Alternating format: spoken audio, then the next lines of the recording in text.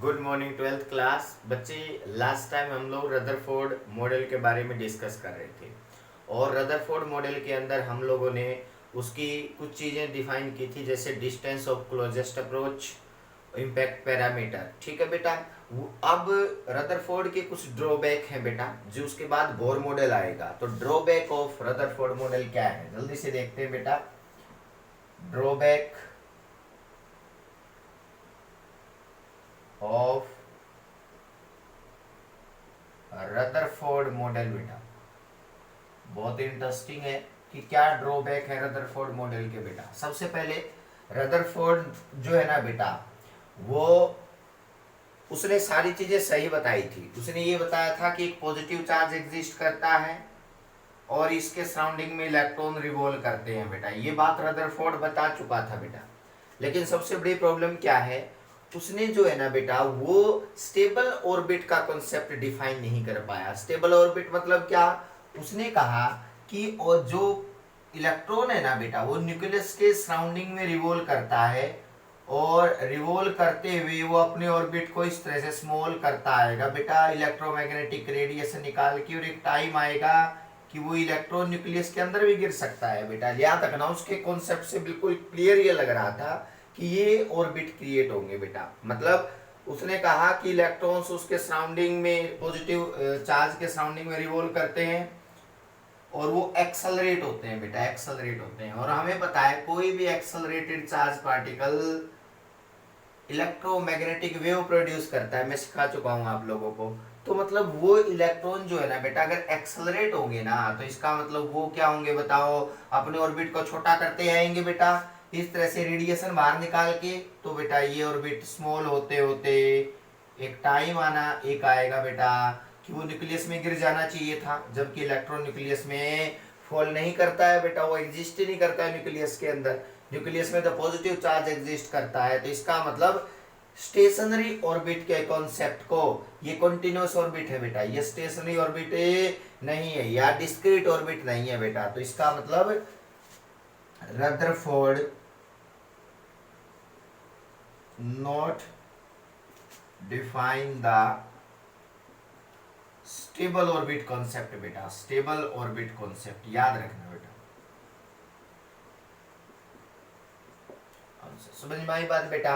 ये जो आप लोग ऑर्बिट देख रहे हो ना, ये कॉन्टिन्यूअस है बेटा। कहीं भी बताओ एक ऑर्बिट खत्म हो रहा है तो बेटा दूसरा ऑर्बिट स्टार्ट हो रहा है जिसमें इलेक्ट्रॉन रिवॉल्व करो, नहीं तो मतलब ये थ्योरी फेल थी बेटा। यानी कि स्टेबल ऑर्बिट कॉन्सेप्ट को यूज करने जब हमने किया तब बेटा। ठीक है।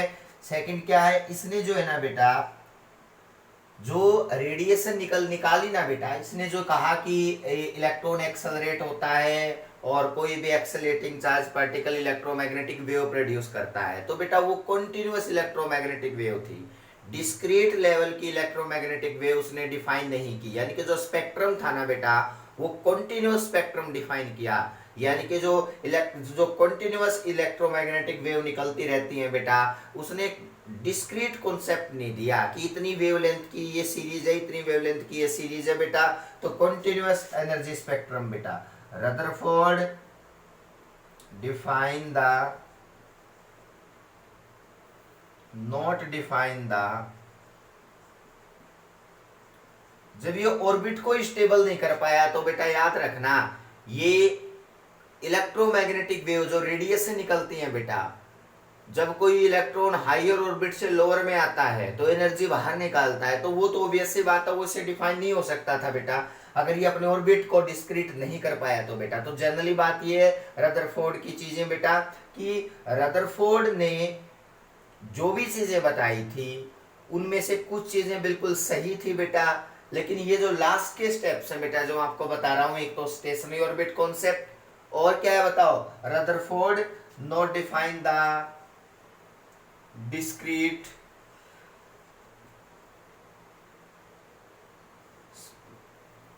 वेवलेंथ स्पेक्ट्रम बेटा, वेवलेंथ स्पेक्ट्रम या एनर्जी का बोल सकते हो, wavelength spectrum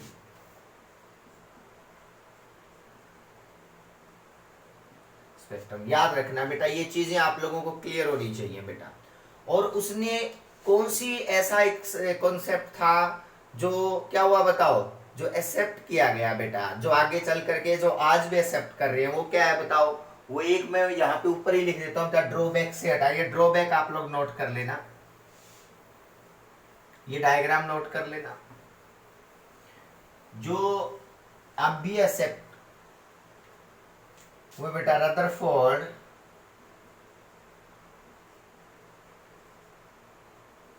model define that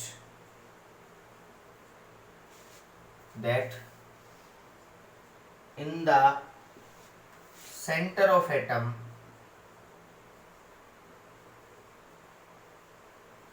a positive charge confined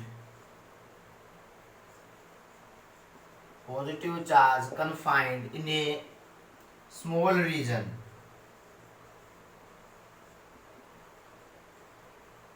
and that region is called nucleus.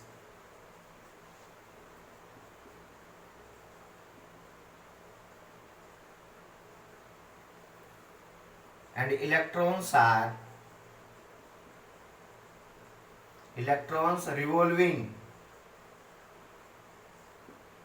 around that nucleus बेटा। ये आज भी एक्सेप्ट करते हैं उसकी थ्योरी को बेटा। Electrons revolving around the nucleus in circular path due to, किसकी वजह से बताओ? ड्यू टू इलेक्ट्रोस्टैटिक अट्रैक्शन बेटा, पॉजिटिव नेगेटिव का अट्रैक्शन की वजह से बेटा, ड्यू टू इलेक्ट्रोस्टैटिक अट्रैक्शन बेटा, क्योंकि इलेक्ट्रॉन पे नेगेटिव होता है और न्यूक्लियस पे पॉजिटिव होता है ना, उसकी वजह से बेटा। ये स्टेटमेंट आज भी यूज की जाती है बेटा। चाहे बोर आया हो, उसने भी, बोर ने डिफाइन नहीं की चीजें बेटा, कोई भी, यानी कि Rutherford model define that in the center of atom a positive charge confined in a small region and that region is called nucleus beta, and electron revolving around that nucleus in circular path due to electrostatic attraction बेटा। ये concept जो है ना बेटा, ये Rutherford ने ही define किए थे बेटा। अब आगे बढ़ते हैं बेटा। उसकी उनके बाद बोर ने जो चीजें डिफाइन की ना बेटा, उनको हम वन बाय वन डिस्कस करते हैं बेटा। बोर मॉडल के अंदर बेटा, बोर मॉडल के अंदर जो डिफाइन, जो जहाँ पे रदरफोर्ड ने जिन चीजों को डिफाइन नहीं किया, उन चीजों को बोर ने डिफाइन करने की ट्राई की बेटा। तो देखो बोर मॉडल ऑफ एटम बेटा, बोर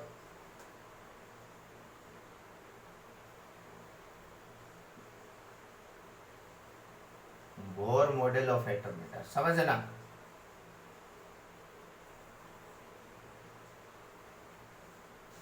देखो बेटा, सबसे पहले जो वहां पे कमी थी उसको यहाँ कंप्लीट किया गया। जो उन्होंने कहा कि इलेक्ट्रॉन्स है ना, फर्स्ट तो बिल्कुल सेम है जो अभी रदरफोर्ड ने, फर्स्ट पोस्टुलेट जो रदरफोर्ड ने डिफाइन किया वही बोर किया बेटा, कि पॉजिटिव चार्ज है, न्यूक्लियस एग्जिस्ट करता, उसके सराउंडिंग में इलेक्ट्रॉन्स रिवॉल्व करते हैं, वो मैं नहीं नोट करवाऊंगा। अब उन्होंने जो बताया, उन्होंने कहा स्टेशनरी ऑर्बिट का कॉन्सेप्ट दिया, उन्होंने डिस्क्रीट ऑर्बिट का कॉन्सेप्ट दिया बेटा, कि इस तरह से ऑर्बिट एग्जिस्ट करते हैं।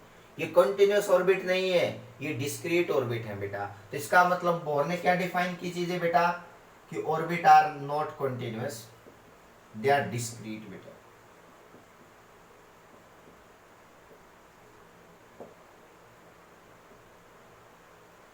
Orbit are not continuous but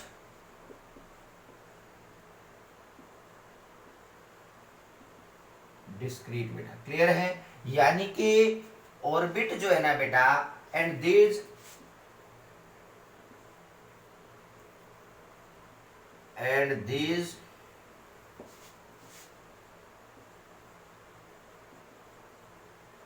discrete orbit are stable orbit बेटा,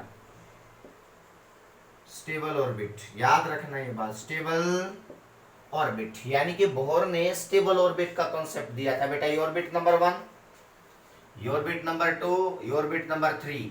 ये कहीं भी ऐसा नहीं लग रहा है बेटा कि ऑर्बिट जो है ना वो कंटिन्यूअस, ऑर्बिट डिस्क्रीट है बेटा। ये फर्स्ट ऑर्बिट, ये सेकंड ऑर्बिट, ये थर्ड ऑर्बिट। इलेक्ट्रॉन इस तरह से इसमें क्या करेंगे बताओ, रिवॉल्व करेंगे बेटा। तो अब ये बात याद रखना। दूसरा बेटा, इलेक्ट्रॉन जो है ना बेटा, वो एनर्जी जब बाहर निकालेगा तो वो कंटिन्यूअस एनर्जी नहीं होगी, क्योंकि ये ऑर्बिट कंटिन्यूअस जो है ना बेटा स्मॉल नहीं हो रहा है बेटा। इलेक्ट्रॉन्स इस ऑर्बिट में रिवॉल्व करेगा तो उसकी अपनी एक एनर्जी होगी बेटा, फिक्स एनर्जी होगी। वो ऐसा नहीं है कि उस एनर्जी को बार बार क्या कर रहा है बताओ, रिमूव कर रहा है बाहर, नो, उसकी अपनी एक स्पेसिफिक एनर्जी होगी। जब उसको इस ऑर्बिट में आना होगा ना तो वो एनर्जी को बाहर निकाल के आएगा बेटा। तो इसका मतलब ये 2 से 1 पे आएगा तो बाहर के निकाल के आएगा। तो मतलब क्या क्लियर है ये बात बेटा कि जो एनर्जी है ना उस ऑर्बिट की वो फिक्स है बेटा। ये सेकंड स्टेटमेंट है, the energy of stable orbit is fix बेटा।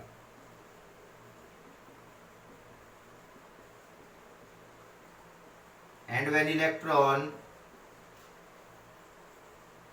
जंप फ्रॉम, अगर बेटा उसको यहां से यहां आना है तो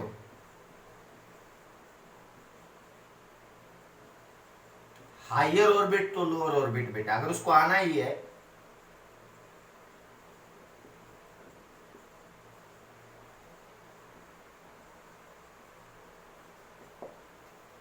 then electron emits, then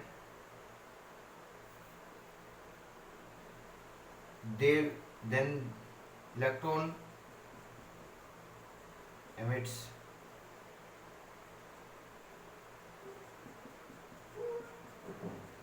discrete amount of energy बेटा।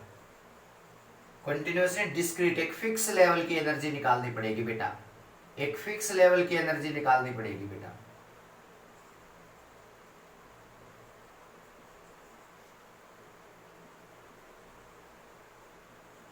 ये बात आप लोग याद रखना बेटा, यानी कि इस ऑर्बिट से इस ऑर्बिट में आना है तो उसकी एनर्जी फिक्स कर रखी है कि इतनी बार निकाल के आएगा बेटा, यानी कि वो एनर्जी डिस्क्रीट है।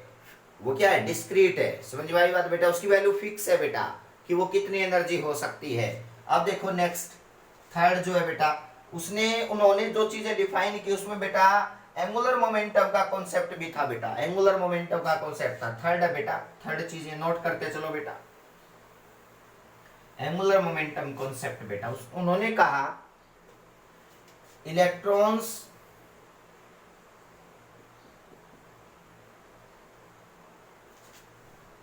exist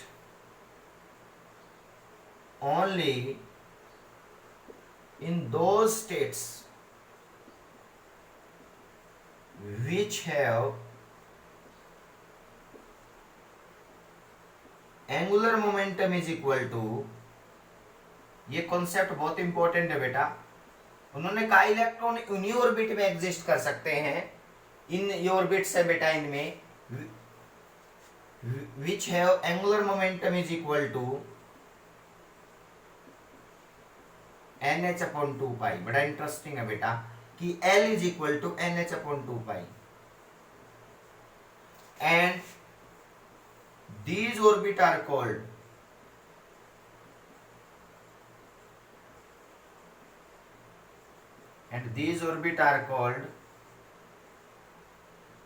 stationary orbit बेटा।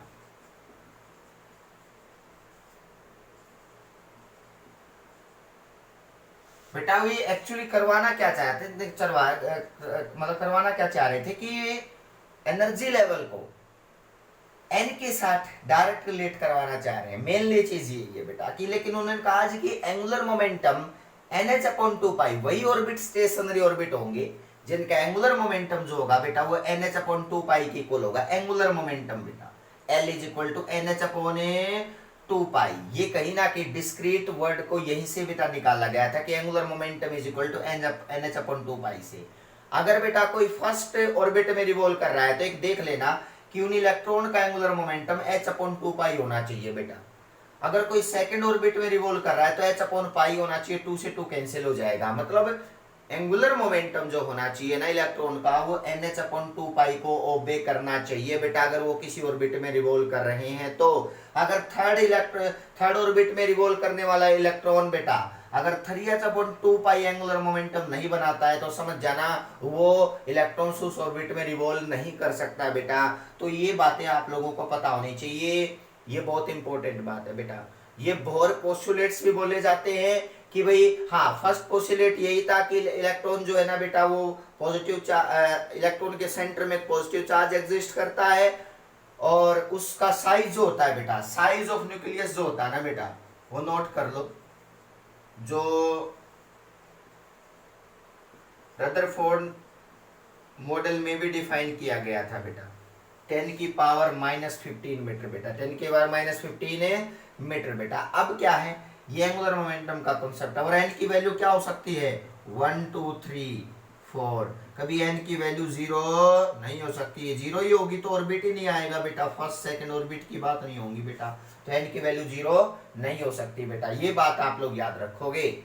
और नेक्स्ट लेक्चर में हम यहीं से चीजें डिफाइन करेंगे कि अगर ये इलेक्ट्रॉन एनर्जी वाइज बात करें कि सिर्फ अलग अलग ऑर्बिट में उस इलेक्ट्रॉन की एनर्जी कितनी होगी बेटा, वो हम नेक्स्ट लेक्चर में इन चीजों का डिफाइन करेंगे। क्लियर है बेटा? Thank you so much.